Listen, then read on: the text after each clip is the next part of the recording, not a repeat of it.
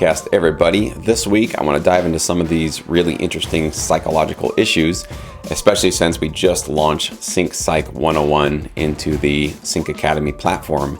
And the positive feedback and the actual results just keep pouring in. In fact, just this last week, we had 2 or 3 members say that they've been producing music at a level, at a speed that they've never done before, and the quality is at a point that's higher than they've ever done before, and they're just feeling so much more in control of their careers already. So that's really cool to hear. But this week, we need to talk about the ego.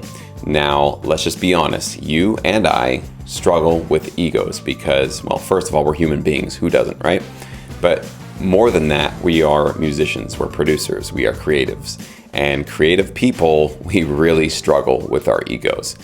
However, the ego kind of gets a bad rap, in my opinion. I think we usually think of the ego as this usually negative thing that kind of gets in our way. It makes us more boastful, more kind of getting high on our own supply, sometimes taking offense to things that maybe if we could just open our ears and be a little bit more open to feedback, we would actually grow and develop and get better. But I actually think that that's not a complete view of what the ego really is. I think the ego, rather than seeing it as a sort of obstacle to get around, maybe we can try to view it as a tool or some sort of a meter, a dial that we can either crank up when we need to, when it's going to be useful for us and get us to where we want to go, or when it's being less than useful for us or it's getting in our way, we can dial that lever all the way back. We can turn the dial all the way down to get out of our own way and just sort of mute that ego for a little bit so that we're not becoming our own worst enemy, essentially. So in this week's podcast, I want to talk about essentially 3 ways that your ego can hurt you, which probably we all agree that the ego can hurt you. But maybe the more surprising thing will be how your ego can actually help you. And that's what we're going to end this episode on, okay? So believe it or not, there are times and situations and scenarios where I have used my ego to push me through to success, actually.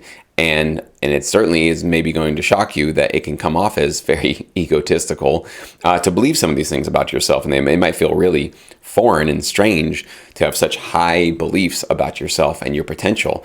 But I think there's really good evidence to suggest that this is really a way to push yourself through to the next level of your sync licensing career. Because again, this is all, whether or not you succeed or don't succeed, or whether or not you believe you can go really far in this business or you believe you can't, it doesn't matter, because whatever your belief is, that's usually what turns out to be true.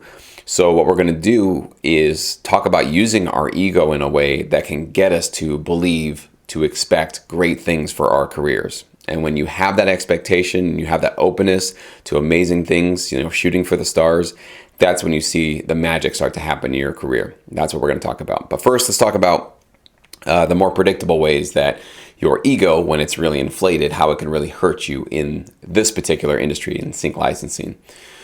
First of all, when you have a belief that you don't think you can learn or grow anymore, you feel like your music is already perfect, or at least it's quote unquote good enough, and you're very comfortable and happy with the kind of music that you've been making, and you just don't feel like there's much more that you can grow from. You can't probably do much more in terms of your mixing or mastering skills, or producing, or adding new elements, or experimenting with implementing a new genre into your comfortable genre, so in an effort to create a hybrid track. So if you don't feel like any of these things are possible for you, and you've sort of gotten out of that sort of level of curiosity for your career, you know that you've only got 2 options at that point. You're either stagnant and you're just going to be maintaining that level where you're at for the rest of your career, or you're going to go downhill, right? There's only two directions you can go in when you don't feel like you can go up anymore, when you don't feel like you can grow and develop, okay? So that's when the ego is really not helping us out, when we feel like we've already, quote unquote, arrived. We've already made it. We don't need to think anymore. We don't need to challenge ourselves. I am certainly guilty of this because I am very slow to incorporate new plugins, new sounds, because I get to this point of thinking, well, what I have works, so I don't need to challenge myself and learn something new or get uncomfortable about something. I'm just going to kind of go to my comfort plugins, my comfort sounds, right? We're probably all guilty of this to a certain extent, except for you that are out there that are addicted to purchasing new plugins. Maybe that's another issue too. But you do want to, from time to time, challenge yourself and get out of your comfort zone and remind yourself that you always have something that you can learn. You can always learn a new plugin. You can always incorporate a new instrument. You can always compose tracks in a completely new way, whatever that might be. If you don't feel like you can really push yourself to do something more, that's when you get to that stagnation point. That's where I've been in my career a few times, where I start feeling like I'm just creating cover versions, just like cookie cutter clones of the previous tracks that I've already made. It all was getting accepted. It was all getting placed. I was making money. I was getting royalties. But my soul just wasn't in it anymore. My excitement for making music just wasn't there anymore. And that's what caused me to almost bail out of this business 4 years ago, where I was completely lost and had no idea what to do. So take it from me. This has absolutely been an ego issue for me that's actually almost killed my entire career. So try not to let that happen to you. Second of all, when you are working with a library or a client of any type and you get feedback on your music, sometimes the feedback you get will not be the feedback that you were expecting. Let's just say that that's going to happen a lot of the time. Maybe not most, but a good chunk of the time you're going to get feedback that surprises you. You thought your track was perfect. You thought your track was absolutely in line with what the client was looking for. You read the brief, you followed the directions, and when you submitted that track, you were 100% convinced that it was just going to be what they needed. But then they got back to you and said, you know what, this just isn't inspirational enough. You know, this track you sent just doesn't feel happy enough. It doesn't feel modern enough. And you're sitting there, you know, banging your head against the wall going, what are you talking about? That's the most uplifting, inspirational, modern, happy track I've ever produced, right?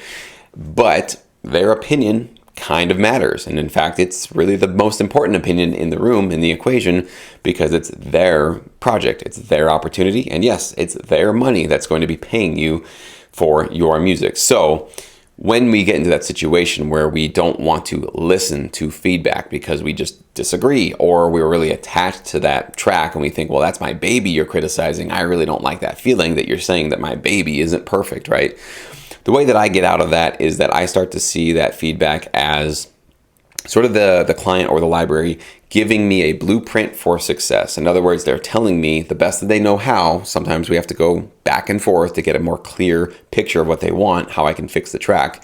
But essentially what they're saying is, you know, we would pay you if you do X, Y, and Z, right? That's what they're really telling you. You can look at it and say, well, you're just insulting me. You're insulting my music. You're insulting, you know, everything that I stand for and all this work that I put into it. And I'm going to take this personally.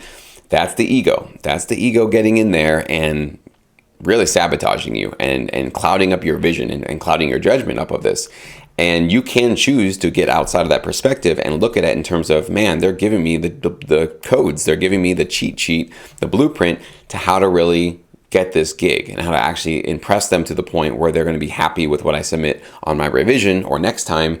And I can actually get the gig and I can actually get the placement, right? So that's how I've seen feedback. And by just keeping that perspective and just remembering that when they give me feedback and expecting feedback, I usually can get my ego to get dialed down quite a few knocks and not feel like this was me, that they were personally insulting, that they were coming after me and saying that I had no talent, or, you know, reading between the lines, right? And assuming a lot of things about what they're saying. When we're really just telling you, we're only talking about your track. We're not talking about you. We don't really know you that well.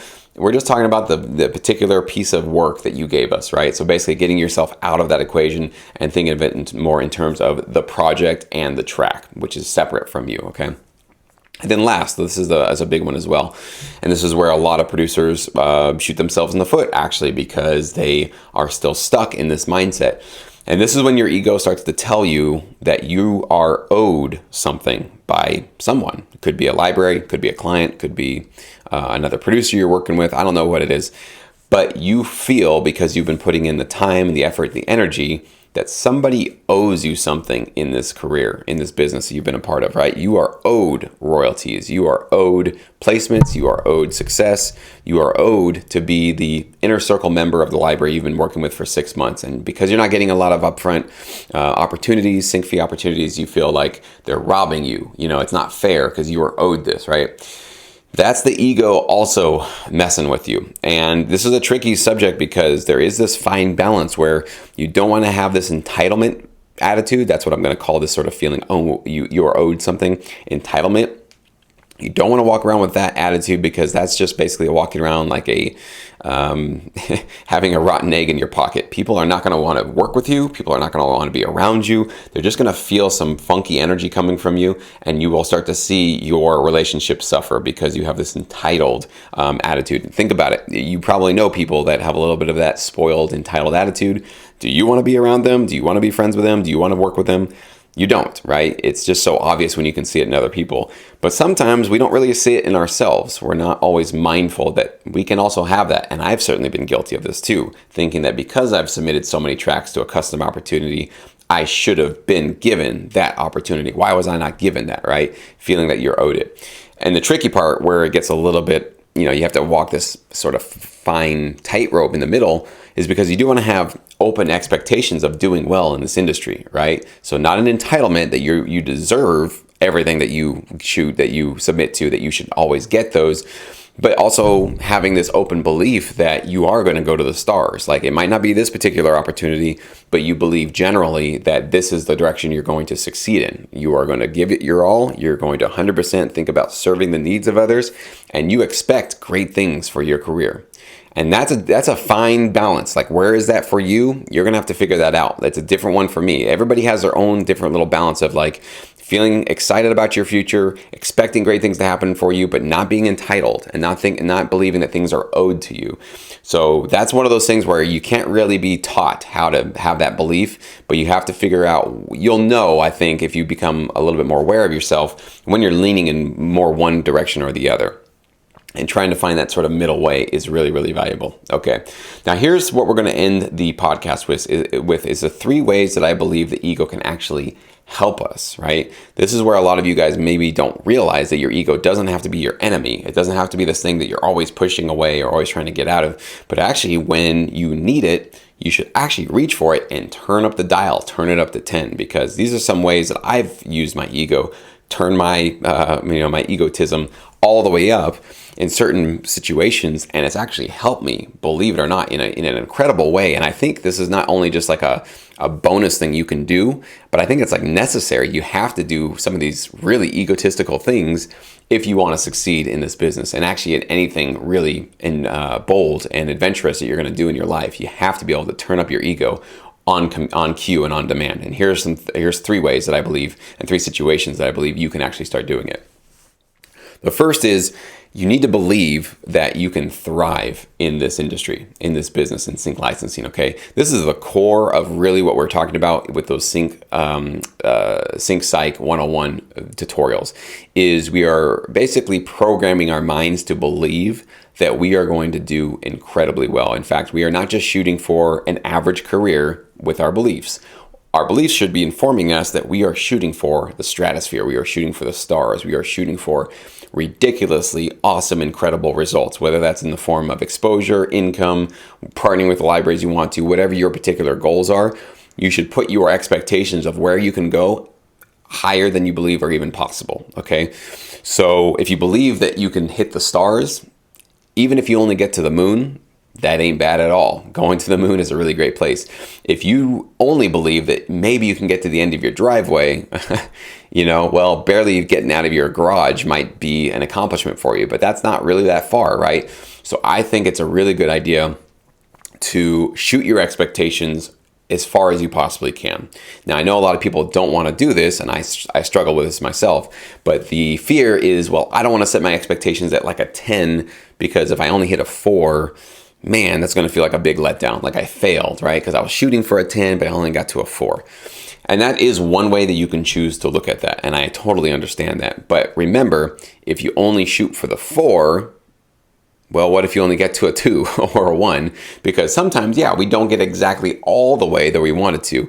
So why not, though, from the very beginning, put your expectations for how well you're going to do as high as you possibly can, because what that's going to do is going to give you more energy and expectation for yourself to work harder, to be more patient, to be more persistent, to take your education more seriously, to take your music more seriously, to take yourself just more professionally, right? because your expectations are in the stars. So I would say it is very foolish to set your expectations extremely low because you don't want to let yourself down. Shoot for the stars, know that it may or not work out, but just have that as your ultimate destination, because even if you get to the moon, you're still on the moon. You've still gone probably way farther than you ever thought you actually could. And that's not failing. That's really not failing. This is about basically not thinking about it in terms of fail or excel or succeeding or any of that kind of stuff. But what we're doing is we're strategizing our mindset, right? And our mindset needs to be set to beast mode, set to I'm going to take over this business. This business is mine, right? When you set your dial there, you can probably even feel it, how much more excited and motivated you're going to be. Okay, so crank that ego up when you talk about, when you think about how far you're going to go in this business. Okay. Second, every time you open up a DAW and you're going to create a track, assume success when you create it. Okay, so if you're putting together an album, assume this is going to be an incredibly lucrative and licensable album that's going to be getting a lot of play from the library that you work with. If you get an opportunity for a sync opportunity, assume that it's going to do great. And again, this is sort of that sort of fine balance of you don't expect or you're not entitled to the placement. You don't feel like it's owed to you, but you do want to crank up that ego of yours and say, I know I'm going to bring something really, really awesome to this opportunity, and I expect to get some success out of this. Now, whether that success is actually getting the placement or you just having a really licensable track that you can then go shop to another library afterwards, if you don't get the placement, whatever it is, just assume that you're bringing some awesome success and you're going to get some awesome success from your music, okay? So that's, again, very egotistical. And you might be feeling like, I'm just brand new to this business. How am I going to feel like I'm bringing something really awesome and that I'm going to have success when I haven't seen much quote-unquote success yet? Again, this is where you need to fake it. Just fake it. It's a weird thing, but it actually can be done. You can literally just start to write these things down. You can say them to yourself. You can create affirmations for yourself. I expect great things from my sync licensing career. That's a great affirmation that you can actually use. I expect great things from my sync licensing career, okay? So just putting yourself in this mindset sort of propels you through the creative process in a way that if you just open your DAW with a lot of fear and doubt, and I don't know if this is really gonna get it, I probably won't, I'm kind of new to this, I don't know. You're starting off with this sort of 1 foot in the project and 1 foot out. Well, what do you think your music's going to sound like? What do you think the vibe, the energy of what you're going to put to this this project's going to really be? It's going to be kind of a half-assed, not so great effort, right? And this all starts with how you think about your music. So you definitely need to be thinking about this stuff in terms of getting your mindset correct. And this is about, again, dialing up the ego. And then last but not least, knowing that you bring real value to the relationships that you're in this business. That's so important, and that does take some producers a bit of cranking up their ego dial to feel that and to believe that. So a lot of producers feel when they partner with a library that they're just lucky to have somebody talking to them and maybe even paying them some consideration fees and shopping their music. And yes, we should definitely feel thankful for people that are actually providing some opportunities for our music and for our careers. But don't discount yourself, okay? You're not completely just replaceable. You are bringing absolute value to the library that you're partnering with. If you didn't, they wouldn't take the time to get you under contract and get your tracks in there and shop them and communicate with you and talk to you and email you and call you, right?